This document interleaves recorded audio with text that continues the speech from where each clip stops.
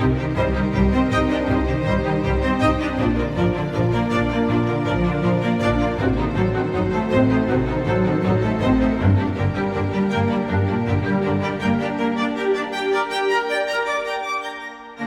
name of this exciting new development, the Fokker 50 Propjet, a quality 50-seater airliner that offers the competitive edge to any carrier operating short to medium-haul routes. Multi-sector capability and profit potential of an exceptionally reliable propeller airliner. The Fokker 50 has entered the market in a class on its own.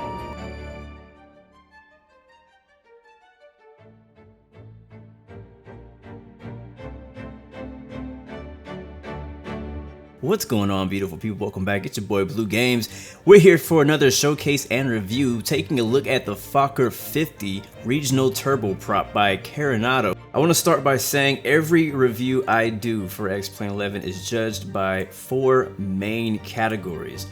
That is visuals, which includes modeling, texturing, lighting, animation, liveries, frames per second, accuracy, and attention to detail. Second, physics. That includes flight model, air physics and ground physics, how does it fly. Third is sound, that's self-explanatory. And then systems, so autopilot, the avionics, does the transponder work, things like that. And I also judge it by a few other factors like UI, installation, if those things are a factor. But let's take a look here at this Fokker 50. And you can tell by the exterior model that we got the usual Carenado treatment, always gives us the highest in 4K PBR, textures all around, inside and out. There is no complaints here. Great detail even in the landing gear and props. So props to Carenado for consistently giving us some great high quality textured aircraft. This plane is optimized for VR, supports Reality XP GTN, we'll be using that today. Also is using the Laminar default integrated FMS, HDR lighting, rain effects, custom electrical system, and so on. Pretty much the usual upgrades by Carenado. It's a very good representation of the real-life Fokker 50. And as we move to the cabin, I will note this is the largest aircraft that Carenado has released for X-Plane 11 so far. But while you're sitting in the cabin, you have a few animated objects to play with. You can lean the seats back, put the armrest up, open and close the window covers. You can click on the overhead lighting. You can click on all the buttons overhead, including, I believe, the flight attendant button. Also, the tray tables do come down. Just make sure to put those up before takeoff and landing. And the Fokker 50 really does allow for some very nice window views of the engine and wing, and even the gear. But aside from the animated and clickable objects in the back of the cabin, the texturing is pretty decent. As we move up to the cockpit door does open, and just as the back and the rest of the aircraft, again, the Carenado standard here is just really high quality 4K texturing all around. I believe the texturing inside of the cockpit looks amazing. It looks great. It really does mimic and really model exactly how a Fokker 50 would look. Again, I should mention this aircraft is using the default X-Plane 11 FMS. And if you have a GTN 750, that is also compatible in the 3D cockpit. I really do like the texturing though on the seats for the pilot and co-pilot seats. They look really good. I do like that this has a very nice worn look. This is a very old aircraft and I feel that it needs to have some wear and tear in it. It needs to really have that worn look to really be believable. You know what I'm saying? Like, I don't want a brand new Fokker 50. Like, they don't even make these anymore. You know what I'm saying? So you gotta have some wear and tear here, no matter how well you take care of this aircraft. All right, it is time for our test flight, and as you can see, it is pouring down rain right now. It's a little bit of a thunderstorm here in San Jose, Costa Rica. Big shout out actually to Skyhawk Pro Flight Gaming, one of the supporters of my channel. He actually recommended this scenery. The scenery is free on the org. Mike Romeo Oscar Charlie. Very, very well done. You can't really see it too good now because it's raining, so I apologize about that. But definitely go check it out for yourself. And as well as the Panama scenery we're flying to is also free. But let's go ahead and get this test flight going here in the Fokker. And man, I love walking underneath these propellers. Like, it's just really I don't know. They're so big. Like, it's such a big plane. It feels like it anyways. And you just wait till you hear that thing spin. It's going to be amazing. All right, but as you can see, it's pretty dark. Again, I think we have about 25 knot wind out there. It's a pretty bad storm, but we're going to try to get these passengers there safely. But yeah, so you can see the cabin back here. Pretty dark in here. As I said, we're cold and dark, but you know, as the lightning flashes, it's kind of see a little bit of light. Heading up here to the cockpit, and look at those lib rain effects at work. Beautiful.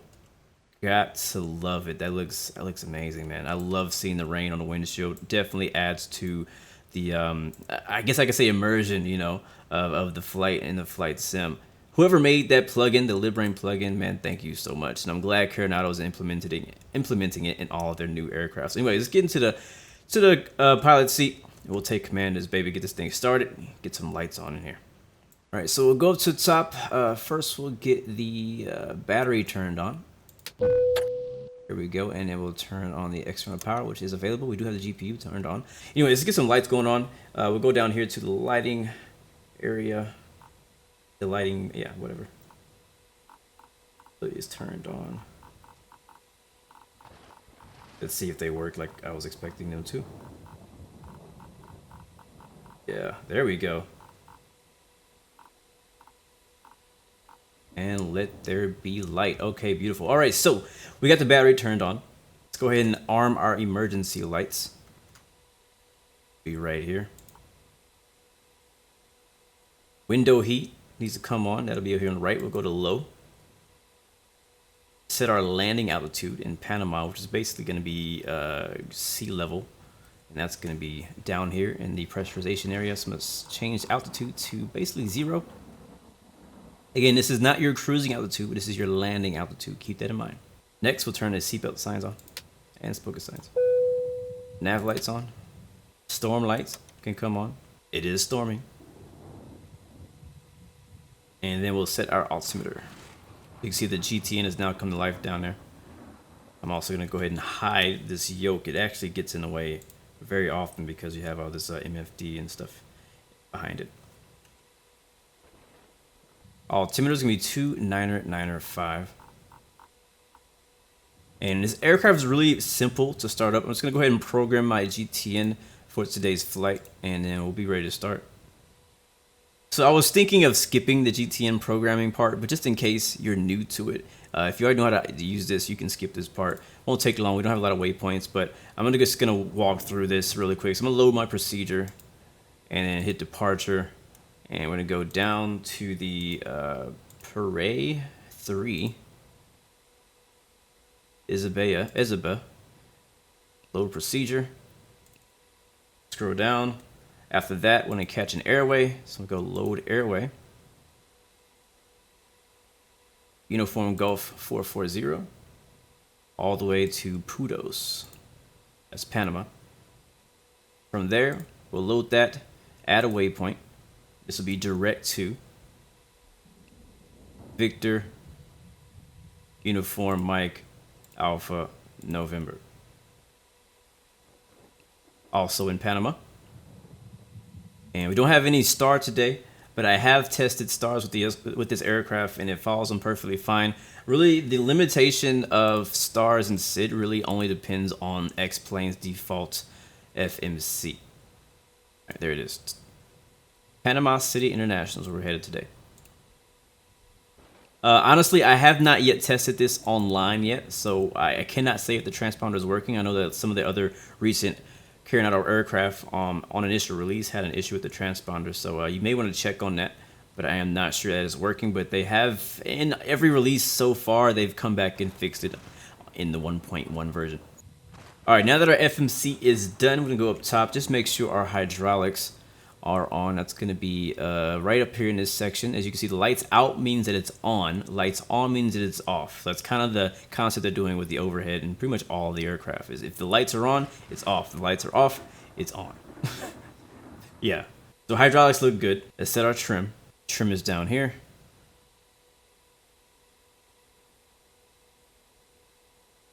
Trim is set. And next, let's go close the doors, which you can just click on our Carenado menu, which I have hidden currently. And we'll get all those doors closed. rear doors, and yeah. All right, really quickly, let me show you this click spot. It took me a while to find it. So if you want to close this front passenger door here, you can't really just like reach out and pull it back. The way to close it is going to actually be on this panel over here next to the door. Way up here, yeah, this black panel that says door control. You can click, I don't know if you guys can see, it's a little bit dark, I apologize, but it says up and down. Click on up, and that will close it. Getting the cockpit door closed is tricky. You gotta find it, so it's actually way back here. It leans all the way around. Look at that. Yeah, it took me a while to figure that out. Alright, let's go back up there. Windshield strap and adapter in position. Release parking brake when ready to start pushback. Starting pushback, and you may start engines.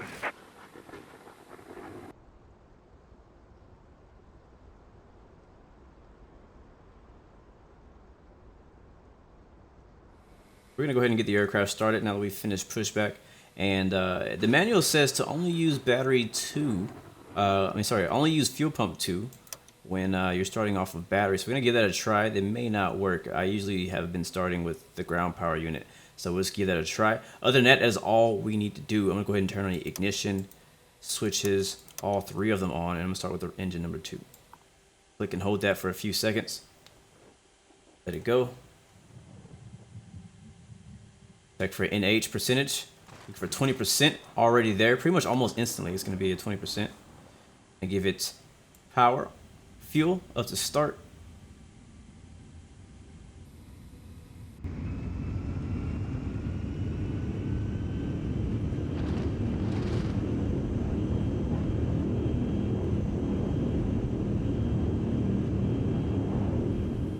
And then you can go open.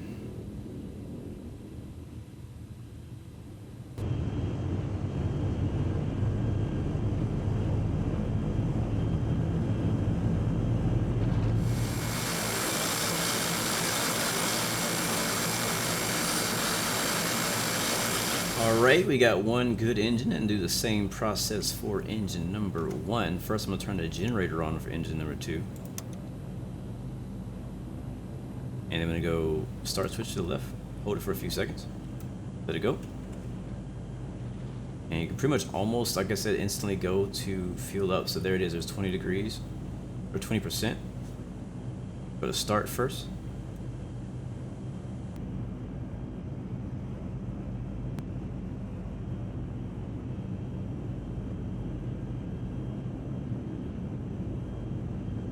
Tell you, man, engine start never gets old. And then we'll go open with the fuel lever. Not sure what the difference is all the way up to the open line.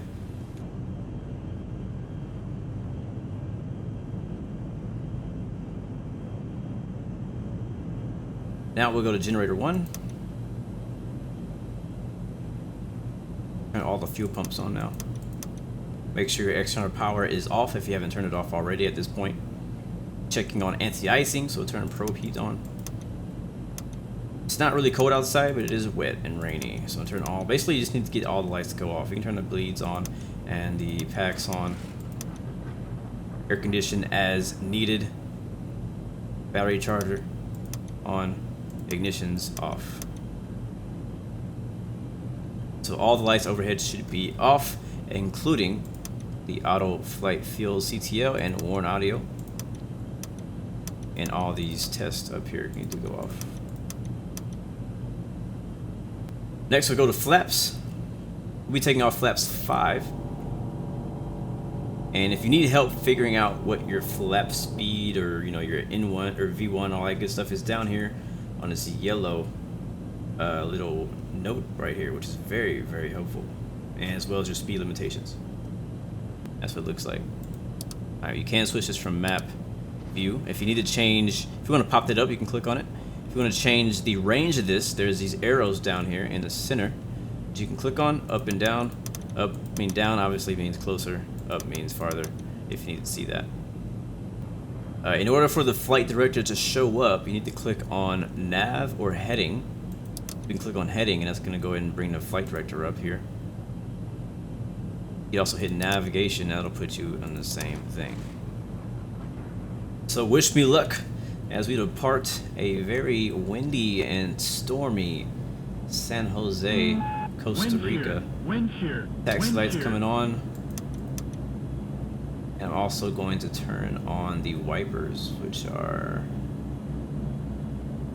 here. That is way too fast.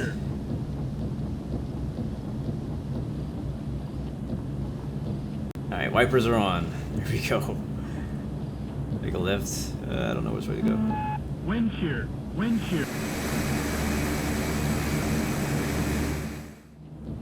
Alright, pulling up to the whole short bars, and I so far don't really have any complaints about the ground handling. It is extremely windy out here, so I am actually struggling taxiing this thing up to the runway because it's so windy and we're getting wind shear alerts all over the place. And yeah, as you can see, that rain is coming down and has not let up one bit. But we're ready for takeoff, though. I'm gonna go ahead and turn on the I'm gonna go take off in this storm. Landing lights coming on. Taxi lights, I'm gonna leave those on for now. Nav lights are on. Seatbelt signs are on. Storm lights are on. Any collision lights are on. I believe all the lights are on as they should be. One other thing you want to check is make sure you check your trims and also check that you are on takeoff power. Once we get in the air, we'll switch to climb and then cruise power. I don't know if all of these are working like they're supposed to, but they're sort of modeled. I don't think it's extremely accurate, but it does work slightly. Alright guys, wish me luck, let's go. Runway 07, November 116 Bravo, taking off, departing to the east. Wind shear. This is going to be interesting.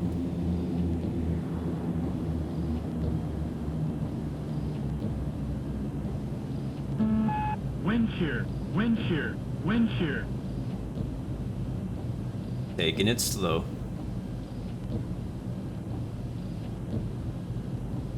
Alright, we're centered. Minute power.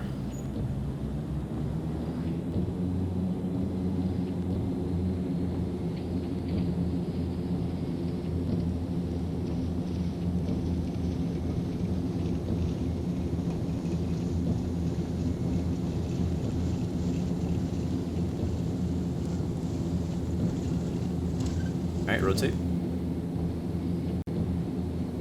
Nice, despite the storm, I think the wind was in our favor. Very smooth takeoff. Goodbye, San Jose, Costa Rica.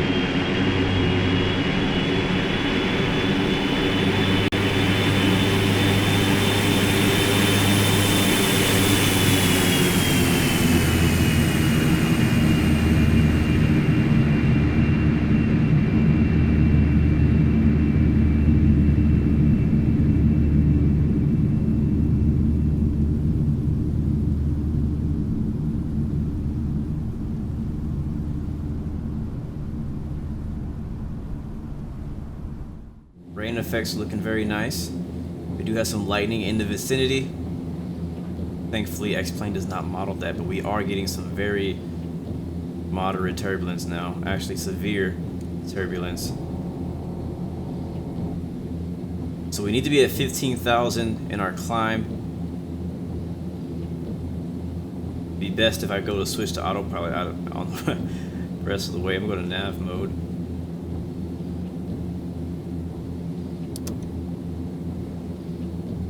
And IS mode. And altitude select. Make sure you hit altitude select before you go to IS mode. Do it again, just to make sure that it does its thing right. And go flaps up as well. Gear is up. It is bouncing. We are bouncing around. This is not a comfortable ride for our passengers. We're also climbing like a maniac. Let's actually switch to vertical speed so we can have a... No, actually, we're okay. It's going back down. So check our GTN down here. Make sure we're following the correct flight plan. And we seem to be. So as you can see, this is our terrain around us. And we should be intercepting to fly to Ezrio. And we can switch this to climb. You can hear the engine power adjusting for the climb power. And we are being rocked right now.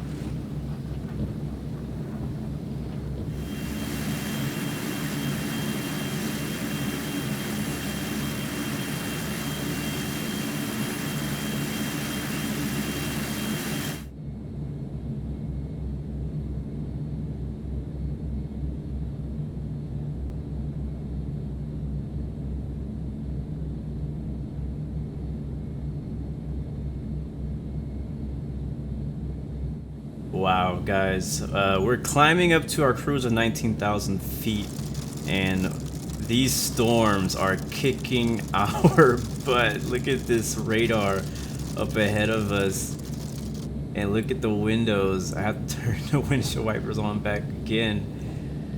Sheesh. I hope we're not icing. I think we may be icing. We have our anti-ice on. And our window heat is on. I'm gonna turn the window heat on high,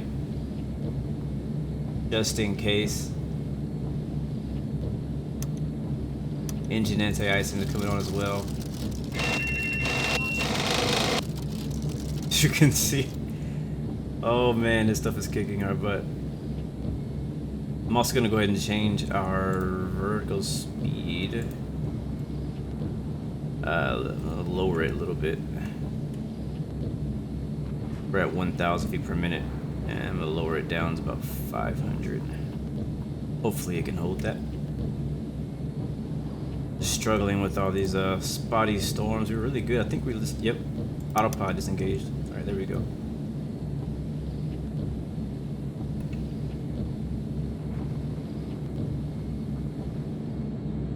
Looks like we're gonna have smooth skies from here. No more weather reported ahead. I'm gonna go ahead and put our tray tables down, set my laptop up, get started with some video editing. Turn the light on. There we go. Get the air pointed in my direction. Call the flight attendant to get some orange juice, and we're all set. I'll see you guys in Panama.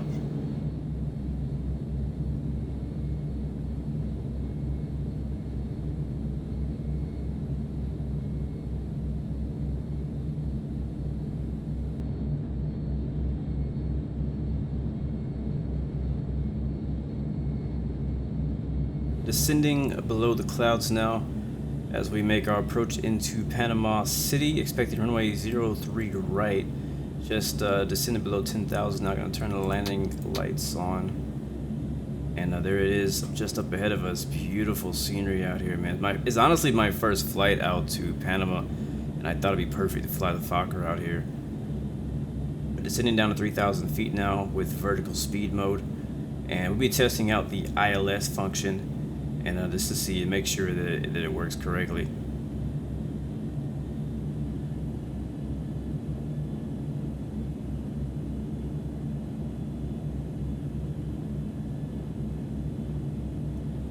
All right, I believe we are established on the localizer, and there's a glide slope. So it has captured the glide slope. It looks like we're at about 180 knots, a bit fast, but I do have eyes on the airport. Runway 03 right at Panama City, right up ahead of us. Altimeter is 2979er, and GTN did a good job here. Definitely a lot easier using the GTN for this approach than it is the default FMS. If you are using the default FMS, it is 100% possible to do an ILS approach. There's Panama City off our left. Nice scenery out here, I gotta say. Let's go ahead and slow down here. Pretty close. We are, looks like 5 miles away, so we need to lose some speed quickly.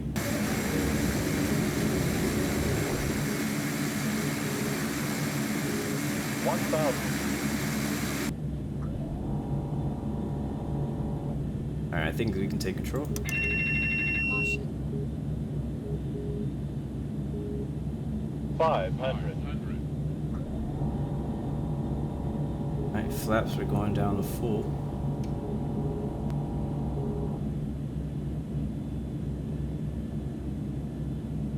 Four hundred.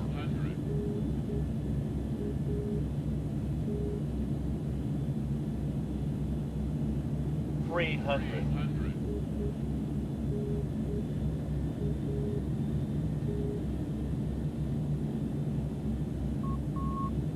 200.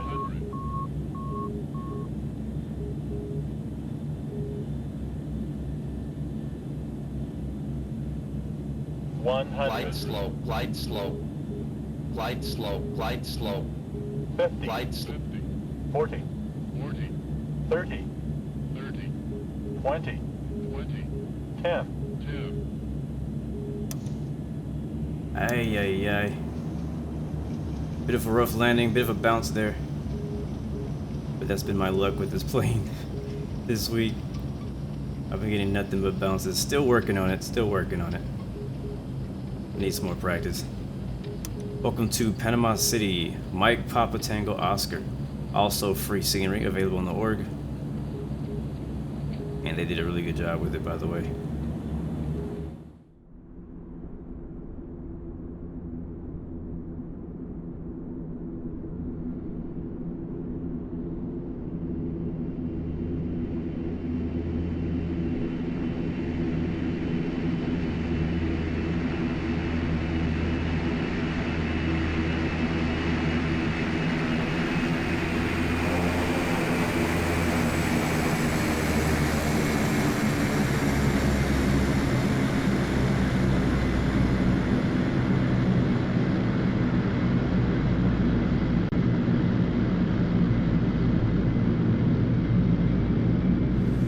So, final thoughts on the Fokker 50.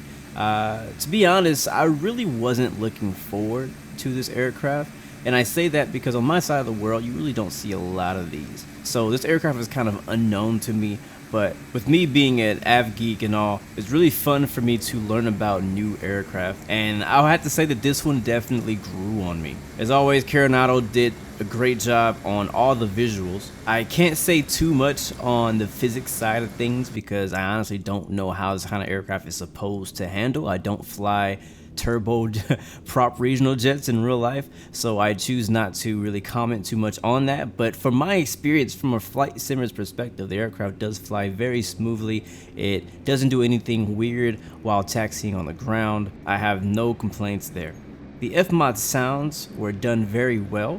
They're very loud, but so is this aircraft. I kind of wish that the startup sequence would be a little bit more satisfying.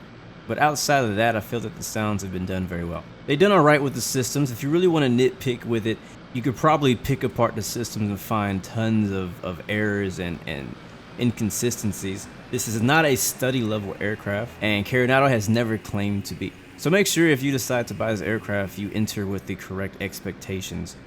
I am surprisingly getting better frames in this aircraft than I was getting in the Falcon 50. I'll give this aircraft a 3 out of 5 rating. It is definitely an acquired taste. A lot of people always ask me, would you recommend this aircraft? And I would say yes, actually. It's not my favorite Carenado product, but I would recommend it, absolutely. I hope that helped you in some way. Let me know what aircraft you would like to see me review next. I really appreciate you guys. Remember, you got 3 choices: give up, give in, or give it all. You got peace, love, and God bless you. I'll see you guys next time, next video. Peace.